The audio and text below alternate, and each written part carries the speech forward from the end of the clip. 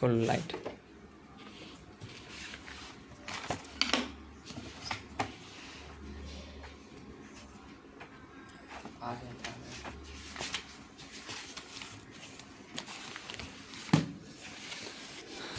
चल देखो यहाँ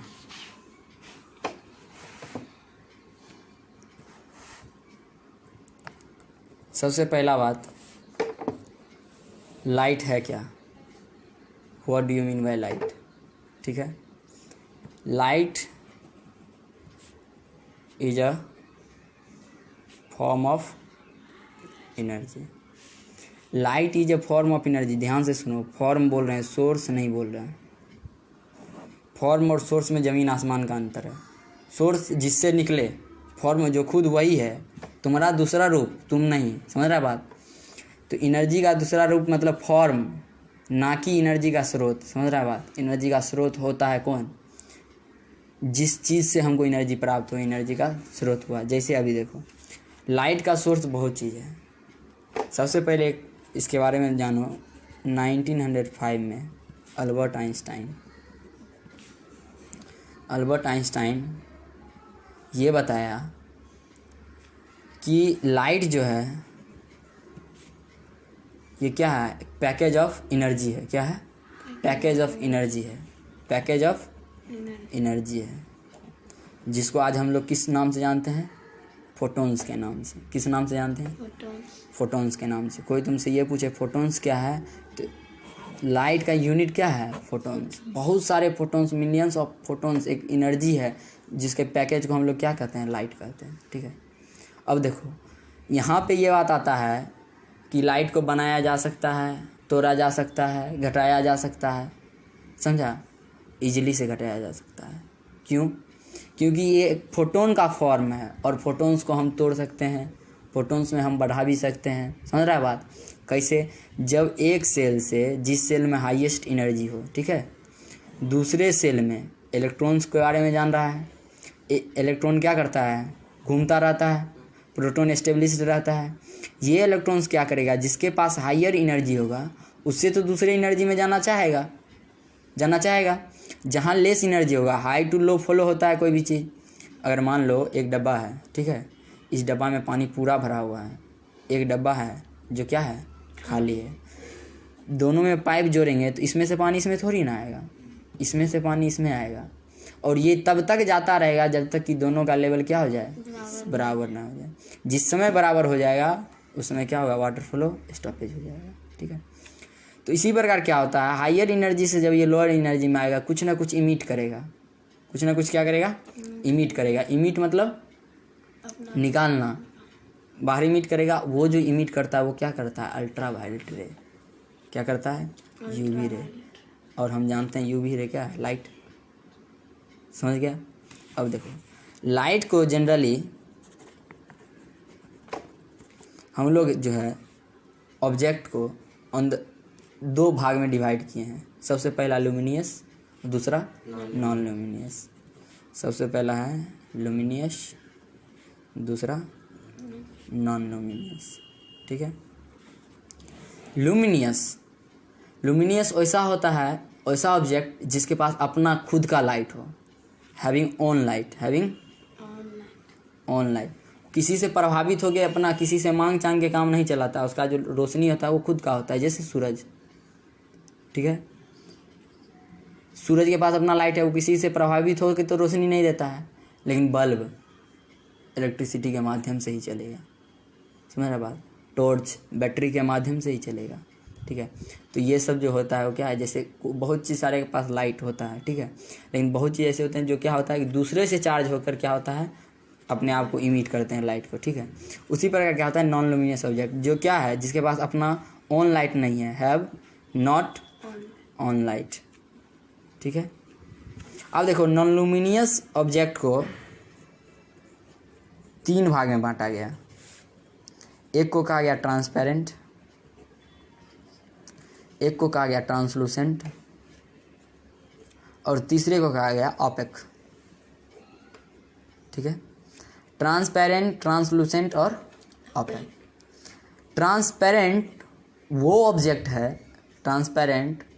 ऑब्जेक्ट है जो लाइट को इस पार से उस पार फुल्ली जाने के लिए देगा, ठीक है। ट्रांसलूसेंट वो ऑब्जेक्ट है जो हाफली जाने के लिए देगा, पार्शियली समझ रहा है ना, थोड़ा बहुत जाने के लिए देगा, ठीक है। लेकिन ऑपेक लाइट को उस पार जाने ही नहीं देगा। और लाइट जिस समय ऑब्जेक्ट के आर पार नहीं गया, इसका मतलब है वहाँ पर क्या चीज़ फॉर्मेशन होगा, शैडो का फॉर्मेशन होगा। तो कोई तुमसे पूछे शैडो के फॉर्मेशन के लिए कौन जिम्मेवार होगा, तो ऑपेक ऑब्जेक्ट। कॉम्पिटिटिव एग्जाम का यही क्वेश्चन होता है, shadow is form due to transparent, translucent, opaque, none of these. समझ गया। अब देखो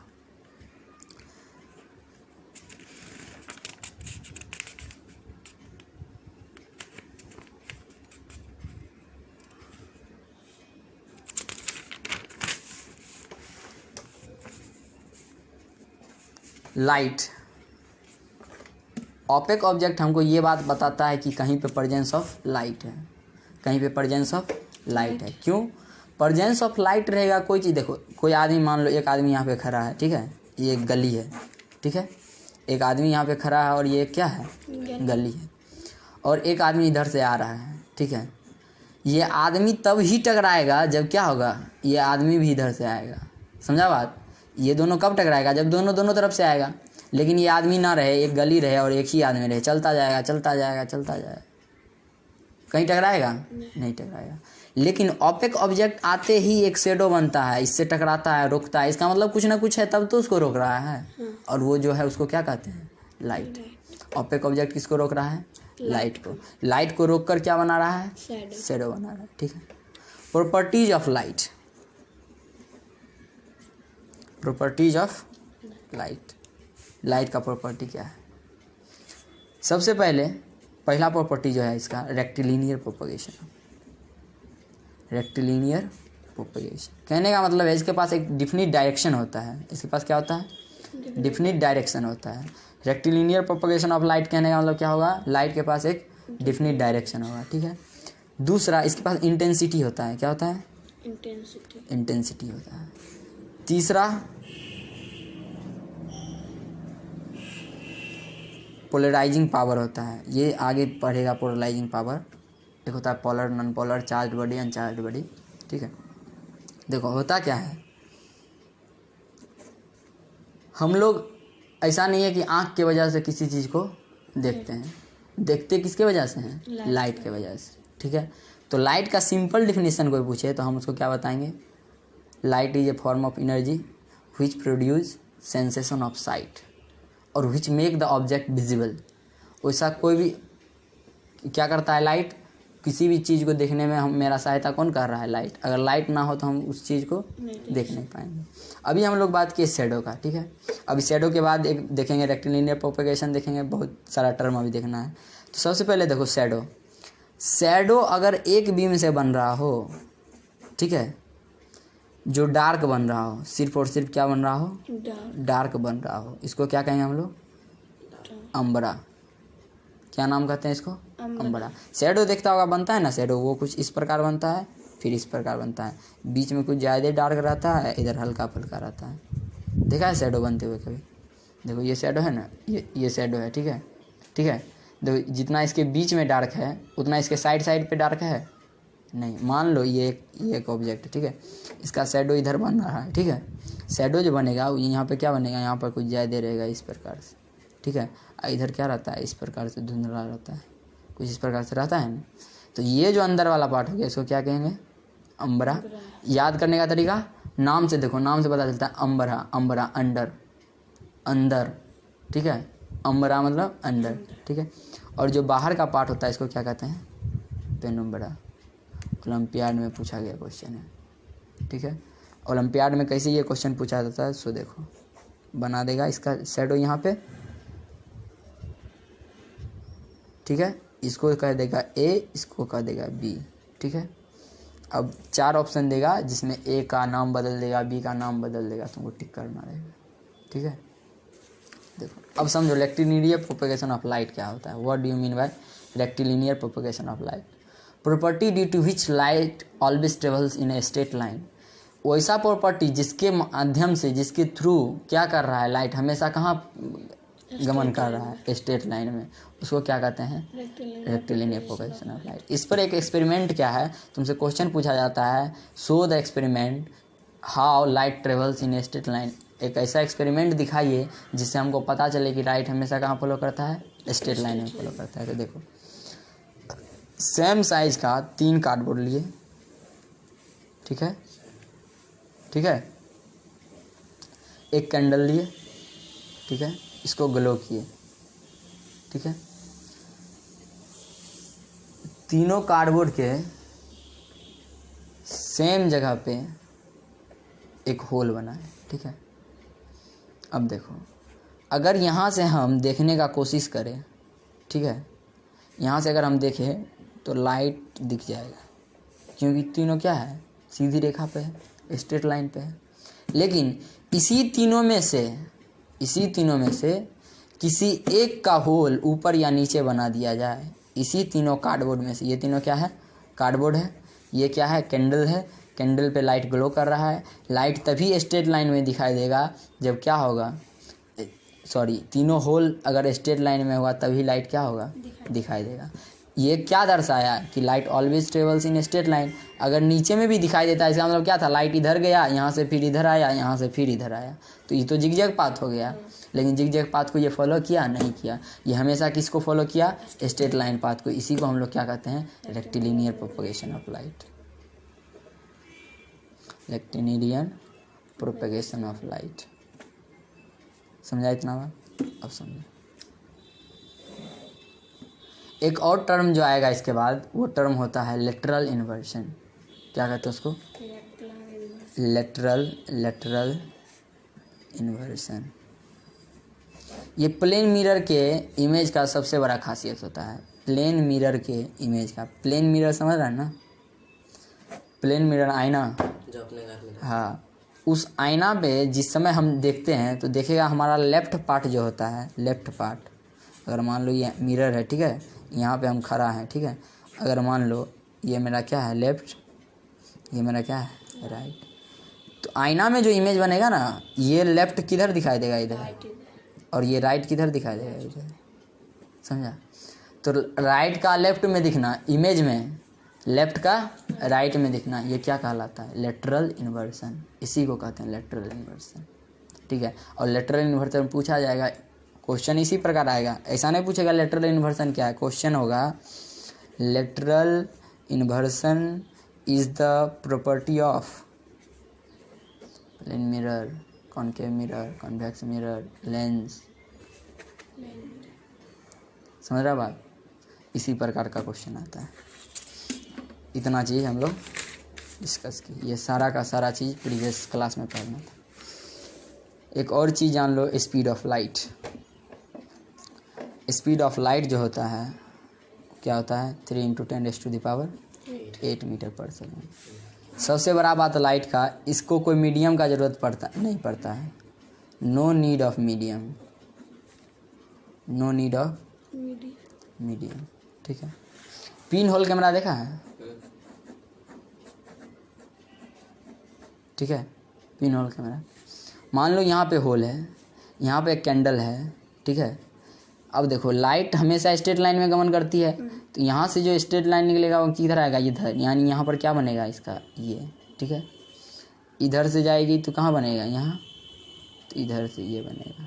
तो देखो कैंडल उल्टा बन गया ना इमेज, समझा। और साइंस में लाइट चैप्टर में उल्टा को हम लोग क्या कहते हैं इंग्लिश में, इन्वर्टेड। और जब भी लाइट इमेज इन्वर्टेड बनेगा तो उसका एक प्रॉपर्टी हमेशा रहेगा, वो क्या रहेगा, रियल। कोई भी इन्वर्टेड इमेज क्या होता है, रियल होता है, ठीक है। अब हम लोग बात करेंगे बेसिक प्रॉपर्टी, थोड़ा इससे हट कर बात करेंगे इस क्लास से, इससे थोड़ा ऊपर चलेंगे। देखो अमरा पेन उमरा पढ़ना था, चलो अब एक चीज़ देख लेते हैं पहले, शैडो और, सबसे इम्पोर्टेंट क्वेश्चन है, शैडो और इमेज में अंतर क्या होता है, ठीक है। शैडो देखो, लाइट के रुकने से ही शैडो बनता है, ठीक है, लाइट के रुकने से ही शैडो बनता है। इमेज में ऐसा नहीं होता है, इमेज बनने के लिए लाइट रुकता नहीं है, लाइट रिफ्लेक्ट करता है। क्या करता है? लाइट रिफ्लेक्ट करता है। ठीक है, पहली बात। दूसरी बात, इसमें ऑपेक ऑब्जेक्ट नेसेसरी है, इसमें नेसेसरी नहीं है कि ऑपेक ऑब्जेक्ट ही होना चाहिए। समझ रहा? ये कुछ क्या है, दोनों में अंतर बताता है। ठीक है, अब चलो, कोई तुमसे ये भी पूछ सकता है कौन कौन सा सब्सटेंस जरूरी होगा शैडो फॉर्मेशन के लिए। ठीक है, तो क्या बताना है? Opaque object, light. ठीक है, सोर्स ऑफ लाइट। ठीक है, अब समझो।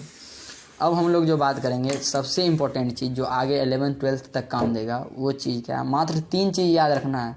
और इस बार के 10th के बोर्ड में पूछा गया क्वेश्चन है। वो क्वेश्चन क्या है हम तुमको दिखा देंगे। अभी क्वेश्चन पहले लिखा देते हैं। तो क्वेश्चन है, what are the 3 basics related with image formation. समझा? 3 ऐसा बेसिक्स बताना है जो क्या है, रिलेटेड है इमेज फॉर्मेशन से। अब देखो, ये क्या है? स्फेरिकल है। ये क्या है? स्फेरिकल है। इसको हम स्फेरिकल मिरर मान लेते हैं। ठीक है, इसको 20 से डिवाइड करते हैं। डिवाइड किए, देखो तो एक पार्ट ऐसा हो गया और एक पार्ट ऐसा हो गया। एक पार्ट ये हो गया और एक पार्ट ये हो गया। इसी को अलग अलग बनाओ, एक पार्ट यूँ, एक पार्ट यूँ। ठीक है, चम्मच। ठीक है, अंदर के तरफ जो घुमा हुआ है, अंदर के तरफ, इसको याद करने का ट्रिक सबसे आसान। क्यों? सबसे ज़्यादा डिफिकल्टी इसी में होता है। जिस समय लेंस पढ़ेगा उस समय भूल जाएगा। क्यों? इसका उल्टा होता है लेंस में। समझ गया बात? यहाँ देखो क्या होता है, बार बार फंसता है, कनकेव कन्वेक्स में सब फंसता है, टैलेंटेड से टैलेंटेड विद्यार्थी। लेकिन हम ट्रिक दे रहे हैं, समझो। केव समझता है? केव गुफा होता है। केव मतलब गुफा होता है। गुफा कहने का मतलब उसके अंदर। तो कौन केव, नाम में देखो कौन और केव, कौन है लेकिन केव है। समझ गया? अंदर के तरफ मुड़ा हुआ है और अंदर का सरफेस मुड़ा हुआ है, ये यहाँ से रिफ्लेक्ट करेगा लाइट। इसको क्या कहेंगे? कॉनकेव। समझा? और एक बच गया तो पता ही है, कॉन्वेक्स। इसका ये सरफेस रहेगा। ठीक है, इसको क्या कहेंगे? यहाँ से लाइट रिफ्लेक्ट करता है। ठीक है, इसको क्या कहते हैं? Convex mirror. इतना बात समझा? कॉनकेव मिरर को ही कन्वर्जिंग मिरर भी कहते हैं, लेकिन लेंस में इसका उल्टा होता है। कॉनकेव को वहाँ डाइवर्जिंग कहते हैं। ठीक है, कॉनकेव को ही क्या कहते हैं? कन्वर्जिंग मिरर कहते हैं। कॉनकेव का यूज कहाँ होता है? डेंटिस्ट। क्यों? कन्वर्जिंग, कन्वर्ज करने का मतलब बहुत सारा रे है, डाइवर्ज हो रहा था, लेकिन क्या हो रहा है अब? कन्वर्ज हो रहा है। बहुत सारा रे है, जैसे देखो सूरज है, सूरज से बहुत सारा रे निकल रहा है। पहले स्टोमैन बॉक्स आता था, स्टोमैन बॉक्स में एक लेंस होता था, लेंस को ऐसे करते थे, कागज जल जाता था। क्यों? ये जो सारा डाइवर्जिंग था, इसको सब को कन्वर्ज करके एक पॉइंट पर दिया, तो बहुत ज़्यादा एनर्जी प्रोड्यूस हुआ, जो बर्निंग का कारण बना। तो बहुत सारे को जो कन्वर्ज करता है वो कौन सा लेंस होता है? मिरर कौन सा होता है? Concave mirror. ठीक है, जिसको हम लोग कन्वर्जिंग मिरर के नाम से जानते हैं। ठीक है, अब देखो बनता कैसे इमेज, उस पर हम लोग डिस्कस करते हैं। सबसे पहला रूल नंबर 1, इससे पहले एक चीज़ समझो, रे किसको कहते हैं? वैसा सिंगल पाथ जिस पर लाइट चलती है, यही तो रे है, लाइट चल रहा है। बंडल ऑफ रे, बीम ऑफ लाइट, इसी को कहते हैं बीम ऑफ लाइट। और हमको इमेज फॉर्मेशन के लिए, ध्यान से सुनो, इमेज फॉर्मेशन के लिए हमको कितना रे चाहिए? 2 रे। इमेज फॉर्मेशन के लिए हमको कोई 2 रे चाहिए। ठीक है, और इसका ऑप्शन यही है, इसका ट्रिक यही है। पहला रूल मान लेते हैं, ये क्या है मेरा? मिरर है। कौन सा मिरर है? Concave mirror. ठीक है, अब देखो इसको जो डिवाइड किया, कुछ ना कुछ इमेजिनरी लाइन तो इसको भी डिवाइड कर रहा होगा। तो इसके सेंटर से यानी मिरर के सेंटर के, इस सेंटर को हम लोग नाम देते हैं पोल। इस सेंटर से एक प्रिंसिपल एक्सिस खींचते हैं। प्रिंसिपल एक्सिस क्या है? Imaginary line dividing the mirror into 2 halves. Earth पढ़ा ना SST में, earth hemisphere, southern hemisphere, northern hemisphere. उसी प्रकार उसमें इक्वेटर क्या है, imaginary line. There is also an imaginary line which divides mirror into two halves. The centre is called pole and this is called, if this is called center, if this is called center of curvature. ये मान लो इस पूरा को spherical माने, इसका ये centre था, तो इतना दूर का इमेज हम लिए, इतना दूर काटे, इतना दूर जो काटे वो कहाँ आया, ये आ गया. ठीक है, अब ये मानते हैं हम सेंटर है, तो सेंटर और पोल का जो सेंटर होगा, ध्यान से सुनो, सेंटर और पोल का सेंटर मतलब समझ रहा है. मान लो एक ये पूरा सर्किल था, ठीक है, इस सर्किल का सेंटर ये है, तो अब इस रेडियस का जो सेंटर था, ये पूरा रेडियस, इस रेडियस का जो सेंटर था, समझा, उसको क्या कहते हैं, फोकस. इस दोनों के सेंटर को क्या कहते हैं, फोकस. इस दोनों के बीच के लेंथ को क्या कहते हैं, फोकल लेंथ. क्या कहते हैं, फोकल लेंथ. इस दोनों के बीच की दूरी को फोकल लेंथ. इस पूरे को क्या कहते हैं, प्रिंसिपल एक्सिस. इसको क्या कहते हैं, पोल. लेंथ ऑफ मिरर को क्या कहते हैं, एपर्चर. लेंथ ऑफ मिरर को क्या कहते हैं, एपर्चर. अब देखो होता क्या है, रूल है कि अगर अभी इस प्रकार का पढ़े इमेज फॉर्मेशन का रूल, अगर ऑब्जेक्ट कहीं रखा हुआ है, ठीक है, हमको नीड क्या क्या कहा है, 2 रेज का. इमेज फॉर्मेशन के लिए 2 रे चाहिए, और इमेज वहीं बनेगा जहाँ पर 2 रे क्या करेगा, अपने आप को आपस में काटेगा. ठीक है, तो अगर मान लो रे जो निकलता है अगर पैरेलली निकलता है, रे अगर पैरेलल निकलता है, प्रिंसिपल एक्सिस के पैरेलल निकलता है, तो कहाँ से गुजरेगा, फोकस. पैरेलल जाएगा तो कहाँ से गुजरेगा, फोकस. मान लो कोई ऑब्जेक्ट यहाँ पे था, इससे जो रे निकला ना, क्या निकला, प्रिंसिपल एक्सिस के पैरेलल निकला, तो वो पास कहाँ से होगा, फोकस. इसी का वाइस वर्सा होता है, इसी का क्या होता है, अपोजिट. यानी कोई रे अगर फोकस से जा रहा है तो कहाँ से निकलेगा, पैरेलल से. समझा बात, अगर कोई रे फोकस से आता तो कहाँ से निकलता, पैरेलल से. तीसरा, अगर कोई सेंटर से जाएगा तो वो कहाँ से आएगा, सेंटर से ही आएगा. काम खत्म. समझा. अब देखो ट्रिक, इसके बाद भी ट्रिक है, छोटो याद करना पड़ता है. याद की थी, हाँ, अब भूल गई तो यहाँ देखो, देखो यहाँ मान लो कुछ ऐसा दृश्य है, इसको हम लोग सेंटर मान रहे हैं, इसको हम लोग फोकस मान रहे हैं, इसको हम लोग पोल मान रहे हैं, इधर इन्फिनिटी है. ठीक है, अब दिमाग लगाओ, ऑब्जेक्ट कहाँ कहाँ रह सकता है इमेज बनाने के लिए. एक तो इन्फिनिटी पे रह सकता है, एक तो सेंटर से पीछे रह सकता है, एक तो सेंटर पे रह सकता है, यहाँ भी रह सकता है, यहाँ भी रह सकता है, यहाँ भी रह सकता है. पोल पे तो रह नहीं सकता, पोल तो खुद आईना है. ठीक है, तो यहाँ पे ऑब्जेक्ट रह सकता है. इसको काउंट कर ले, 1 2 3 4 5 6, टोटल 6 केस पढ़ना था. अब देखो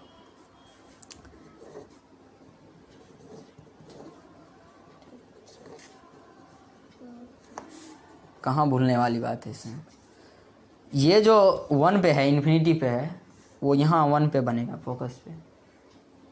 फिर 1 2 3 4 5 6 तो इधर ही बनता है, 1 2 3 4 5 6 तो समझ गया. 6 केस है. मान लो एक आईना है, हम जानते हैं कि आईना के सामने 6 जगह पे अगर ऑब्जेक्ट रखेंगे, आईना के सामने 6 जगह पे ऑब्जेक्ट रखेंगे तो उसका क्या बनेगा, इमेज बनेगा.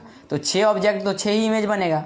ठीक है, तो क्या था, पहला अगर इन्फिनिटी पे था तो उसका कहाँ पे बनेगा, फोकस पे. कैसे बनेगा वो देखो, अगर इन्फिनिटी पे है ऑब्जेक्ट, ठीक है, ये मेरा पोल, ये मेरा फोकस, ये मेरा सेंटर, और इन्फिनिटी पे क्या है, मेरा ऑब्जेक्ट है. मान लो इन्फिनिटी पे है, ये तो बिहाइंड सेंटर है. ठीक है, तो पहला रे जो गया वो कहाँ से गया होगा, पैरेलल गया, तो निकला होगा कहाँ से,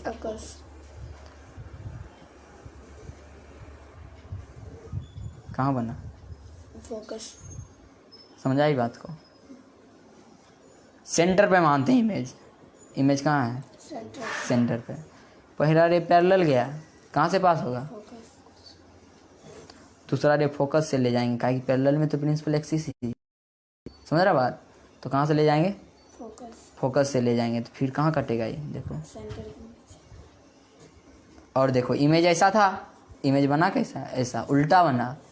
ये क्या बना, रियल बना होगा, और क्या बना होगा, इन्वर्टेड होगा। तो 1 2 3 4 5 6 ये आज का क्या हुआ, ट्रिक। 1 2 3 4 5 6 नीचे के तरफ यानी उल्टा बन रहा है। छठा केस में क्या होता है, इमेज बिहाइंड बनता है, इसलिए वो कैसा बनता है, वर्चुअल एंड डायरेक्ट बनता है। और यही क्वेश्चन सबसे ज़्यादा बार पूछा जाता है और सबसे ज़्यादा बार विद्यार्थी इसी क्वेश्चन में फंसता है, पूछ लो। सही है ना, याद हो गया, तुरंत याद हो जाएगा। इन्फिनिटी तो फोकस 1 2 3 4। ज़्यादा दिक्कत होगा, कंपटीशन के एग्ज़ाम में बैठेंगे 1 मिनट लगेगा इसको बनाने में, रफ करेंगे 1 2 3 4 सेंटर फोकस पुट किए, क्वेश्चन में जहाँ मिलेगा इसको देख लेंगे और यहाँ तो यहाँ बनेगा, लिख देंगे। बनाना जरूरी है उतना डायग्राम, कंपटीशन एग्जाम में थोड़ी बनाना होता है, वहाँ तो घेरना होता है। तो ये तो याद ही ना हो गया, ये तो एक चार्ट बन गया, ऐसे करना है, यहाँ पोल देना है, यहाँ फोकस देना है, यहाँ पे सेंटर देना है, यहाँ से 1 2 3 4, यहाँ से 1 2 3 4 कर लेना। समझ गया इस बात को? अच्छा, कल हम लोग चर्चा करेंगे रिफ्लेक्शन पे। किस पे? रिफ्लेक्शन। आज कुछ ज़्यादा आगे चले गए लेकिन रिफ्लेक्शन को छोड़ गए। लॉज ऑफ रिफ्लेक्शन 2 प्रकार का होता है। लॉज ऑफ रिफ्लेक्शन कितने प्रकार का? 2 लॉज ऑफ रिफ्लेक्शन होते हैं। पहला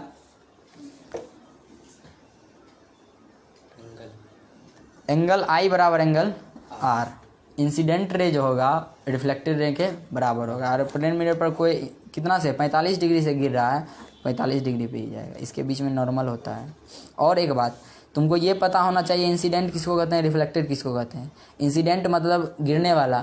तो अब तुमसे ये भी पूछा जा सकता है कि इंसिडेंट एंगल किसको कहते हैं। तो इंसिडेंट एंगल वो एंगल होता है जो नॉर्मल के साथ एंगल बनाता है। यहाँ एक नॉर्मल खींचेंगे, ये एंगल इंसिडेंट एंगल हुआ, ये एंगल इंसिडेंट नहीं हुआ। इंसिडेंट एंगल वो एंगल है जो नॉर्मल के साथ क्या करे, एंगल बनाए, उसको इंसिडेंट रे कहते हैं। रिफ्लेक्टेड एंगल वो एंगल हुआ जो क्या करे, रिफ्लेक्टेड के साथ एंगल बनाए, वो क्या कहलाएगा, रिफ्लेक्टेड एंगल कहलाएगा। There are 2 laws of reflection. One first is angle I equals to angle R, and the second is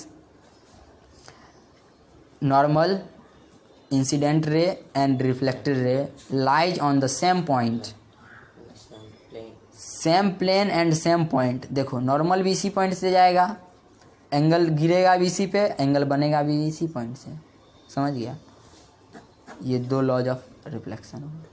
ठीक है, कल इससे आगे हम लोग चर्चा करेंगे, सरफेस के बारे में पढ़ेंगे। अगर स्मूथ सरफेस पे गिरेगा तो कैसा रिफ्लेक्शन होगा, रफ पे गिरेगा तो कैसा होगा। फिर रिफ्लेक्शन के बाद धीरे धीरे रिफ्रैक्शन में घुसेंगे। रिफ्रैक्शन अलग चीज़ हुआ। पानी में कलम गिराओ तो देखना पानी टेढ़ा, कलम टेढ़ा उधर है, लगता है ना। पानी में अपना चेहरा देखो, पानी चल रहा होगा तो चेहरा तुम्हारा ऐसा ऐसा करता नज़र आता है, लेकिन रियलिटी में होता है नहीं होता है। इन सारे चीज़ों को कल हम लोग देखेंगे।